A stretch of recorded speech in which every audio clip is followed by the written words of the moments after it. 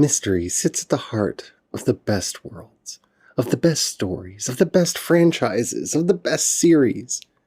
A good mystery makes you wonder, makes you question, and, best of all, makes you theorize. What's going to happen next? What are we going to do? Why is this happening? Are those things actually related to each other? These are the fertile grounds from which our stories arise, and from which our readers glean hope and interest. So let's talk today about world building, the Enigma Code, on this episode of Project Shadow. Can you hear me? I have something to say.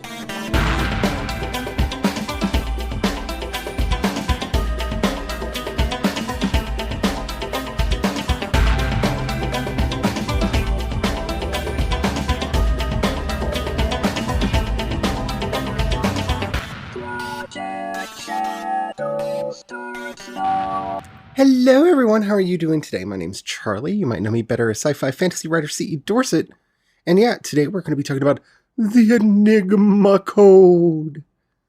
But first, I want to say that today is my 990th episode of this podcast, which does not seem real. We are 10 episodes away from my 1000th episode.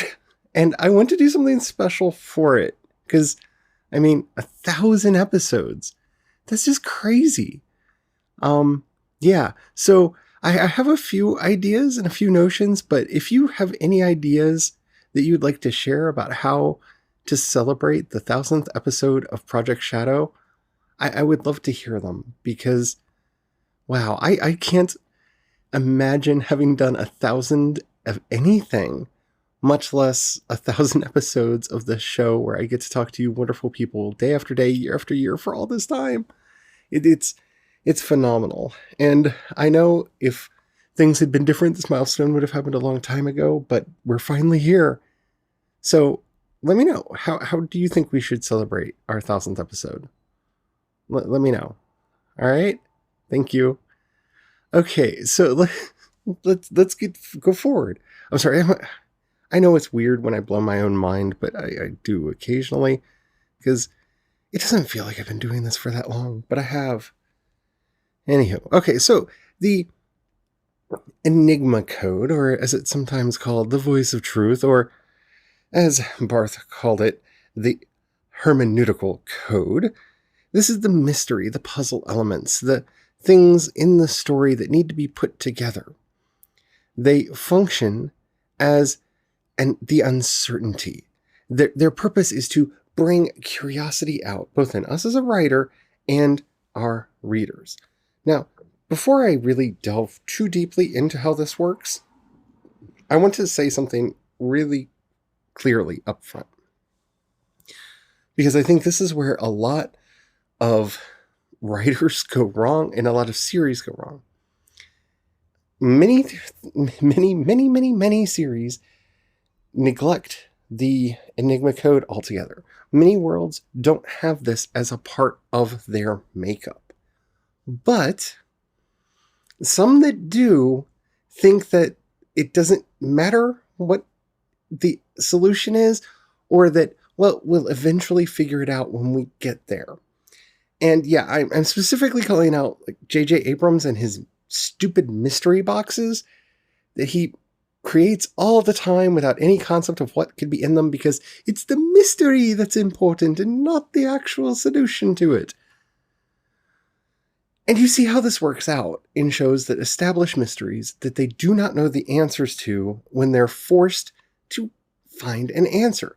You see this in books, you see this in comics, you see this in movies and TV shows. You see this all the time. You need to know the answer, whether or not you ever share it with anybody. And yes, maybe you end up changing your mind because you see through development of the story, oh, actually, that's a better answer than the one I originally came up with. That's all fine. But don't just expect yourself to find the right answer later. Develop your mysteries, develop your enigmas with an endgame in mind. so that they'll at least feel satisfying. Even in the worst case scenario, they will be somewhat satisfying when our readers get there in the end. Okay? I just feel like I need to do a PSA on that real quick because this is where so many worlds go completely off the rails and everything falls apart. Cloverfield is a very good example of this. Just not to beat the drum about JJ too much, but okay, so what does Cloverfield and 10 Cloverfield Lane and the Cloverfield Paradox and Overlord have to do with each other? It is a mystery! Okay. Sure. Fine. That's nice. But, we really need it to be done better. So, please, figure out your answer. Even if it's a tentative answer that might change. And there are good reasons for changing the answer when you get there. But the other thing not to do here, just to bring up a comics example, and I'm not going to call out the specific strip, but if you read comics, you know what I'm talking about. There was a certain series where an evil person was killing off all of the superheroes. And the audience put together the clues and figured out the end. And instead of allowing the audience to have the satisfaction of realizing that they figured it out, at the last minute, the powers that be decided to change the end and make the actual perpetrator somebody else. In a way that made absolutely no sense with any of the work that had gone on before, because they wanted to maintain the surprise over the story. No matter what, story always comes first. Story has to be your first thing. The surprise doesn't matter if it's a good story. The structure doesn't matter if it's a really good story. The tension, the pace, none of those things actually matter if it is a good story. That is our first and primary objective in everything that we do, is to tell a good story. So if people figured it out, well, okay, that's great, but make it as satisfying as it could possibly be when the revelation actually happens in the story.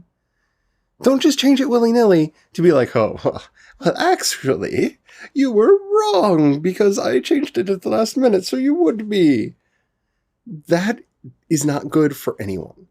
Satisfying stories is all we're here to do. Not a good... Story is first. Story is king. Story is queen. Story is above all. All right? There we go. PSA handled and done. So how do you actually do this? Well, if you have a draft, if you have a rough draft, if you have a story, if you've been doing the work that we've talked about up until this point, see the playlists over at Spotify or previous episodes, just go backwards in time on the podcast, and you've developed your scourge, your holdfast, your value being pursued, your marvelous element, your inauthentic state, your up and down passages on the path, then you already have a place to start seeding these from. Start asking yourself, what is the enigma here? What is the question that this is begging to be answered? What confirms that? What denies it? What makes this interesting? What are the clues that are already present in the work that you've done? You may be able to mine out several enigmas already. Because remember, iterative process. I say that in every episode. This is an iterative process. So all the work we've done up until now, we're going to sit back, we're going to look at it, we're going to dissect it, and start asking ourselves, what are the puzzles, the mysteries, the enigmas, the questions that are being begged by the world and the elements that we have made so far? What are they? And start naming them, putting words to them. You need to try to find as many as make you happy. A series might only have one enigma in it, but it will have something. It might be what's going on in the mines. Indiana Jones and the Temple of Doom, right? Is there actually an Ark of the Covenant? It's a simple enigma, but it is an enigma all the same. You don't have to get really clever. You don't have to feel the pressure to be really outlandish in how these are structured or where they come from or how they're built. There just needs to be a puzzle, some puzzle at the heart of your story, at the heart of your world, that makes people want to answer it. And also be careful actually answering it, because you might know the answer, but, well, midi-chlorians don't make everyone happy. So maybe consider whether or not you keep the answer to yourself so people can have the fun of guessing, especially if the answer doesn't matter. If the answer doesn't impact your story, those are some of the best mysteries.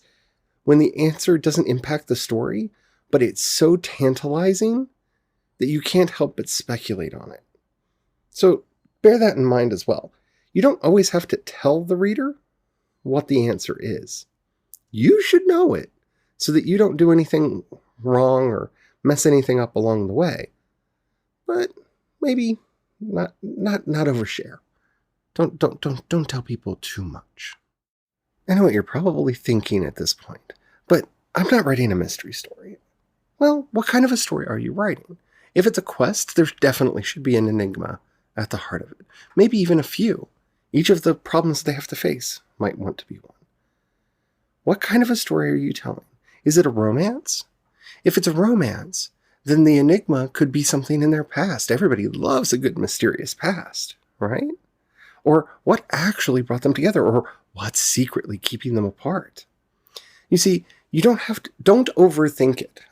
I don't think I can say that enough, especially for the Enigma code. Don't overthink it. Find something that you think could be the puzzle. Find out what questions it wants answered, and start exploring that. Build it out and see what could be a red herring, what could make it better, what could really destroy it. Test it, play with it, see what happens. Do not feel stressed by it. If you're having a hard time figuring out what your enigma is, let me be very simple here. It's the theme of your book. If you can't find any of these other special little magical hidden nuggets inside your world building, that value being pursued that we talked about at the very beginning of this process, that's it. Now, how does that get built into the setting? How does that become part of the puzzle of the setting? You build that in, you have your Enigma code. It really is that simple and hard, all at the same time. It is the theme that runs through your story. It's one of the themes that runs through your story. It's the many themes that run through your story. However, you're structuring your story. So if you don't have a big secret, like who's the man in the iron mask, that's fine. That's perfectly all right. You don't have to have one, and you shouldn't feel pressured to. But your theme will function in your narrative, in your world, as the enigma. Because it will be the question. It will be the puzzle everyone is solving. Say justice. Say you're writing a thriller, and your hero is seeking justice. Justice is a puzzle. Justice is a mystery. How is your hero going to find it? How are they going to put the pieces together? How are they going to attain justice? There's your enigma. It doesn't have to be overthought. It doesn't have to be overly complex, and it doesn't have to be some spooky power out in the interregions that threatens everything. It can be as simple or as complex as the world you're building requires it to be. There's nothing wrong with a simple enigma. The great enigma in the Harry Potter books, and one of the things that really brings those stories together is love. Love is the theme in all of those books, and you can see how it functions as the Enigma code from book to book to book. If it wasn't for just the basic love one human should have for another, and the common courtesy to realize when you've done something wrong, Harry and Ron would not have gone and helped Hermione when she was stuck with the troll. But they did, and they became friends, and thus the pieces of the puzzle start being put together. And you see this from book to book to book as different parts of the puzzle of what does love mean get brought up, get tested, and get put into their places. And it becomes the through line from beginning to end of the series. Yeah, it's simple, it's clean, it's very straightforward. And Harry Potter doesn't require anything that deep. It doesn't. We have other enigmas that are put in, the Horcruxes. We have the Goblet of Fire. We have many others that are added throughout time. Who is Sirius Black? Why is he after Harry? Right? These are all little enigmas that get added throughout the story. But the main one for the world, at least as it was constructed in the original books, was love. It was just taking the theme, breaking it apart into its constituent parts, and you see how fellow feeling works. How does friendship work? How do romantic relationships work? How do mentor-student relationships work? How do familial relationships work? How does love work on all of these levels? And how does love combat hate? And we see that throughout the series, building one upon another in the lessons that Harry learns, and that's the Enigma Code. So if that's all you need to do, then do that. Don't think that you need to be grand or really clever about it. If you can, do it. Have fun with it. But also don't forget to throw in your snares, your traps, your little pitfalls along the way. How can you trick a character into thinking that maybe they might be wrong? Maybe Dumbledore doesn't have our best interest in heart. Maybe he didn't know what was actually going on. Maybe we don't know. Those little trips, those little things that kind of nudge you away from truth and nudge the readers away and mislead both the reader and the character from time to time. Don't forget about using equivocation and mixing fraud and truth. Because then the mystery is even heightened. It's heightened even more. You have to start weeding out what is true and what is false. Once you start realizing, oh no, the truth and the lies have been mixed together, part of this is true, part of this is not, even in a simple story, things become more complex. Think about everything that Harry learns about Dumbledore and about Snape and about all of the other characters throughout the story, about Sirius Black, right? Truth and lies are mixed together, and that mystery of having to sort it all out is a big part of what makes those stories work as well as they do. Find ways to try to trip up your heroes, your villains, your readers. Hold back the answer as long as necessary so that they can try to figure it out, to tease it out, because that's where the fun is.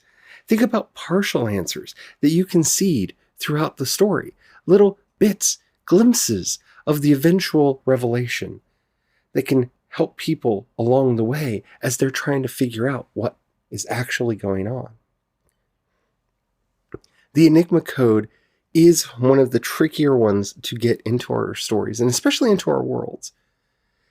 And if we want to do it right, it should be built into the world.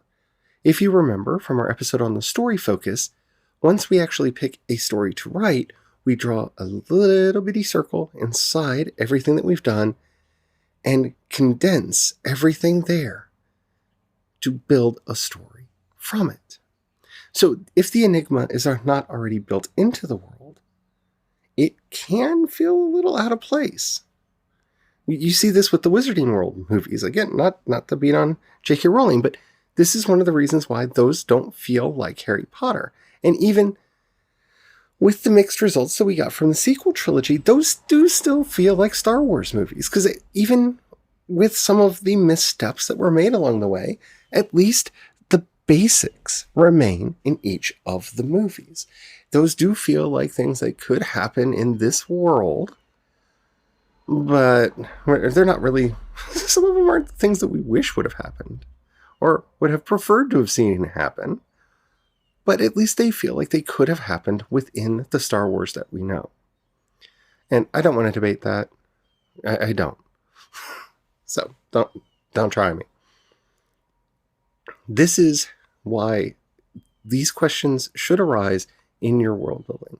And like I said, if you don't have a clever idea, just remember to pick up your theme, pick up your value that's being pursued and its counterpoint, the scourge, and figure out how they play an important role throughout the story in the various elements, and that will build an enigma inside your story. It will. It will naturally arise. Alrighty? I hope this has been helpful for you. Alright.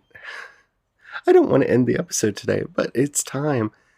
If you have any questions, comments, or topics you would like to discuss on the show, in the show notes you'll find a link to the voice message system. Keep it short, keep it clean so I can use it on the show. I would love to hear from you. If you'd rather hit me up on social media, I am CE Dorset on both Twitter and Instagram, and you can find links to everything that I do over at projectshadow.com. If you, by some miraculous blessing, have a buck you can throw my way to help out in these troubled times, in the show notes you'll find a link to both my Patreon and the listener support. Thank you to everyone who does that. It really does mean the world to me, and it's very helpful, especially now with everything going on. If you don't have any money right now, trust me, I completely understand.